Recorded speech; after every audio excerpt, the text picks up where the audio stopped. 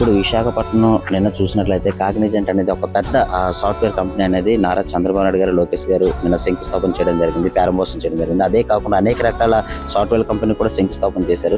ఇలాంటి కంపెనీలు విశాఖపట్నం రావడం వల్ల ముఖ్యంగా మీలాంటి యూత్ కి ఏ విధంగా ఉపయోగపడుతుంది, ఎలా ఉండబోతున్నారు? మాకు బయట స్టేట్స్ కి వెళ్ళకన్నా ఏపీలో అది మా లివింగ్ ప్లేస్ లో మేము చేసుకోవడం మాకు చాలా ఆనందంగా ఉంటుంది. ఇలాంటివన్నీ అంటే బయట ఎక్కడికి వెళ్ళి అక్కడ ఇబ్బందులు పడేదానికన్నా ఇక్కడ ఉండి ఫ్యామిలీతో ఉండడం చాలా బాగుంటుంది. ఇంకా ఎప్పుడు లేని విధంగా ఇన్ని కంపెనీస్ తెచ్చారంటే వైజాగ్ కూడా డెఫినెట్ గా డెవలప్మెంట్ అయిపోతుంది.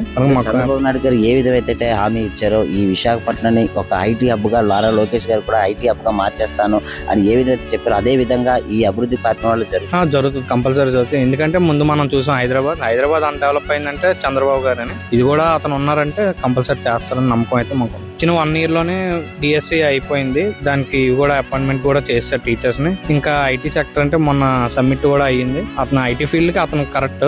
ముందు గవర్నమెంట్ మీద పోలిస్తే ఈ గవర్నమెంట్ స్టూడెంట్స్ కావచ్చు, పీపుల్స్ కావచ్చు, ఎవరికైనా మంచి బెనిఫిట్, మంచి గవర్నమెంట్ అని చెప్పుకోవచ్చు. చంద్రబాబు నాయుడు గారు అనేది ఒక గ్రేట్ లీడర్. అతను నాలెడ్జబుల్ పర్సన్. ఎప్పుడు లేని విధంగా చేస్తారు అని మాకైతే ఒక నమ్మకం స్టూడెంట్స్.